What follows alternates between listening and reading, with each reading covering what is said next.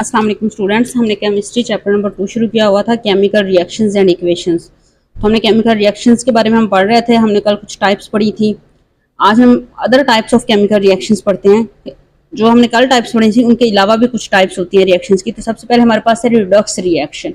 अब Redux reaction में क्या होगी, ऑक्सीडेशन भी होगी और रिडक्शन भी होगी। तो ऑक्सीडेशन एंड रिडक्शन क्या होता है कि जब कोई एटम अपने इलेक्ट्रॉन लूज करता है तो उसको प्रोसेस को हम क्या कहते हैं, ऑक्सीडेशन कहते हैं। और जब कोई एटम इलेक्ट्रॉन गेन करता है यानी किसी से लेता है तो उस प्रोसेस को हम क्या कहते हैं, रिडक्शन कहते हैं। ठीक है। और वो एटम हमारे पास क्या कहलाएगा, ऑक्सीडाइज एटम कहलाएगा, यानी जिससे इलेक्ट्रॉन लूज होंगे। और जो एटम इलेक्ट्रॉन गेन करेगा वो हमारे पास क्या कहलाएगा, रिड्यूस्ड एटम कहलाएगा। Redox reaction is an oxidation reduction reaction in which the oxidation number of a molecule, atom or ion change by gaining or losing electron। अब ऑक्सीडेशन नंबर कौन सा होगा, नंबर ऑफ इलेक्ट्रॉन्स जो के gain होंगे या loose होंगे। वो वाले नंबर जो इलेक्ट्रॉन्स होंगे वो हमें क्या कहलाएंगे, वो क्या, उनको हम क्या कहेंगे, ऑक्सीडेशन नंबर कहेंगे। तो यहाँ पे क्या लिखा हुआ है, the Redux reaction is an oxidation reduction reaction in which the oxidation number of A molecule, atom और आयन चेंजेस बाय गेनिंग और लूजिंग इलेक्ट्रॉन। ठीक है। उसके बाद the atom that loses electron is said to be oxidized, the atom that gains electron is reduced। बता चुकी हूँ आपको। reduced reaction can be synthesis, decomposition, single replacement और combustion reaction।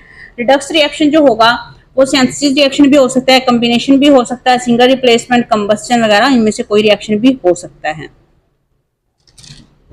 नेक्स्ट हमारे पास एग्जांपल है कि iron react with oxygen to give iron oxide. जब iron react करता है ऑक्सीजन के साथ तो वो क्या देता है, आयरन ऑक्साइड देता है। दस the oxidation number of iron goes from 0 to +3। तो ऑक्सीडेशन नंबर तब क्या हो जाएगा, उसका ऑक्सीजन का ऑक्सीडेशन नंबर आयरन का क्या हो जाएगा, +3 हो जाएगा। ठीक है। यानी जो आयरन है उसके पास 3 इलेक्ट्रॉन लेने की सलाहियत है। ठीक है। पॉजिटिव का मतलब क्या है कि उसने इलेक्ट्रॉन किसी से लेने हैं। The above reaction is a combination reaction। इस रिएक्शन को हम combination reaction भी कह सकते हैं। Oxygen is called the oxidising agent. यहाँ पे ऑक्सीजन क्या होगी, ऑक्सीडाइजिंग एजेंट होगा। Since it oxidise iron to iron oxide, इसलिए ये क्या हो जाएगा, आयरन से आयरन ऑक्साइड में चेंज हो जाएगा। नेक्स्ट हमारे पास पॉलीमराइजेशन है। पॉलीमराइजेशन क्या होता है, एक चेन लाइक प्रोसेस होता है। ठीक है। जिसमें बहुत से जो एटम्स हैं, मॉलिक्यूल्स हैं या एलिमेंट्स हैं वो आपस में मिलते जाते हैं और एक चेन लाइक स्ट्रक्चर बनता जाता है। ठीक है। यानी एक लंबी चेन बनती जाती है। Polymerization is a process in which relatively small molecules combine chemically to produce a vast chain-like or network of a molecule called polymer। ठीक है। उस मॉलिक्यूल को हम क्या कहेंगे, पॉलीमर कहेंगे। और उस सारे प्रोसेस को हम क्या कहेंगे, पॉलीमराइजेशन कहेंगे, जिसमें एक चेन बनेगी यानी मॉलिक्यूल्स आपस में ये जुड़ते जाएंगे एक दूसरे के साथ। इसमें एग्जांपल क्या है, द पॉलीमराइजेशन ऑफ इथाइलिन, यानी इथाइलिन के जो मॉलिक्यूल है वो आपस में जुड़ते जाएंगे और एंड पे क्या बन जाएगा, जिस तरह से यहाँ C2H4 ये सारे मॉलिक्यूल आपस में जुड़ते हैं। एंड पे हमारे पास क्या आया, C2H4N, यानी एन पे क्या है, अलॉट ऑफ नंबर। हम कोई भी यहाँ पे यानी बहुत ज्यादा मॉलिक्यूल हो सकते हैं। यहाँ पे 5, 10, 12, 14 यानी कुछ भी हम लिख सकते हैं।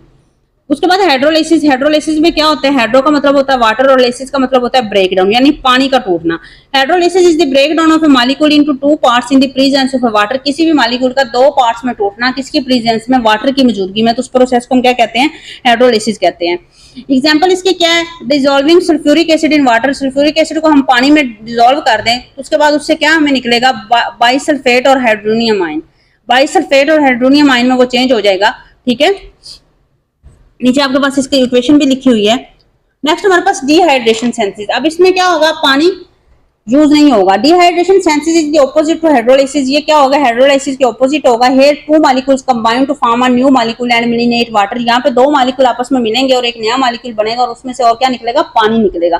पहले वाले में क्या था, हाइड्रोलाइसिस में पानी जरूरी था, यानी कोई मॉलिक्यूल पानी के साथ मिलेगा तो वो ब्रेक डाउन होगा। लेकिन यहाँ पे क्या था, 2 मिलेंगे आपस में, ठीक है, और नया मॉलिक्यूल बनेगा और उसके साथ ही उससे क्या निकलेगा, पानी निकलेगा। Dehydration of ethanol at 170 degree Celsius, यानी डिहाइड्रेशन जब हम एथानॉल को 170 डिग्री सेल्सियस का टेम्परेचर देंगे तो उससे क्या निकलेगा, पानी निकलेगा। ठीक है। एथीन निकलेगी और साथ पानी निकलेगा। Photochemical reaction. फोटोकेमिकल रिएक्शन नाम से जाहिर है कि इसमें कोई ना कोई लाइट यूज होगी। Photochemical reaction is a type of chemical reaction in which the reactants take in energy in the form of photons. इसमें रिएक्टेंट्स क्या करेंगे, एनर्जी लेंगे in the form of photons, यानी लाइट की फॉर्म में energy लेंगे। ठीक है। अब वो लाइट की फॉर्म में एनर्जी जो होती है वो सन से भी हो सकती है या और उसके अलावा जो हम ये आर्टिफिशियल जितनी भी हम लाइट्स वगैरह यूज करते हैं इससे भी वो एनर्जी ले सकता है। तो ऐसा रिएक्शन जिसमें लाइट का यूज हो रहा हो, एनर्जी यूज हो रही हो एज ए लाइट, उस रिएक्शन को क्या कहते हैं, फोटोकेमिकल रिएक्शन कहते हैं। अब इसकी एग्जांपल देखें, photographic uses the action of A light on the grains of A silver chloride. अब फोटोग्राफी जब हम कर रहे होते हैं तो तब भी उसमें क्या होती है, लाइट यूज होती है, हो रही होती है। ग्रेन्स उसमें कौन से होते हैं, सिल्वर क्लोराइड के होते हैं, प्रोड्यूस एन इमेज, इमेज को प्रोड्यूस करने के लिए। यहाँ पे सिल्वर क्लोराइड जो होता है वो डीकम्पोज हो जाता है इनटू सिल्वर एंड क्लोरीन, ठीक है। उसके बाद एंडोथर्मिक रिएक्शन, ऐसा रिएक्शन जिसमें हीट ऑब्जॉर्ब होती है, यानी किसी भी सिस्टम के अंदर हीट क्या हो जाएगी, जज़ब हो जाएगी, तो ऐसे रिएक्शन को हम क्या कहेंगे, एंडोथर्मिक रिएक्शन कहेंगे। A chemical reaction is said to be endothermic when it observe heat from the surroundings. ये क्या करेगा, अपनी सराउंडिंग से हीट को ऑब्जर्व करेगा।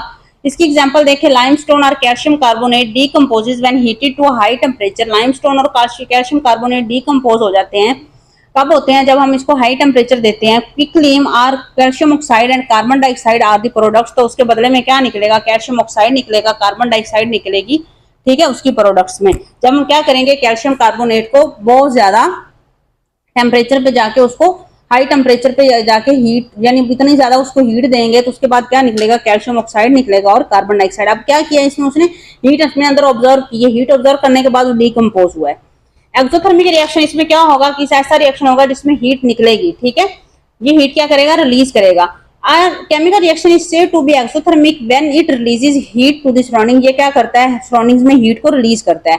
एग्जांपल इसकी क्या है, calcium oxide reacts with water. जब कैल्शियम ऑक्साइड वाटर के साथ रिएक्ट करेगा टू प्रोड्यूस कैल्शियम हाइड्रोक्साइड, ये क्या प्रोड्यूस करता है, कैल्शियम हाइड्रोक्साइड प्रोड्यूस करता है और साथ इसमें से हीट निकलती है।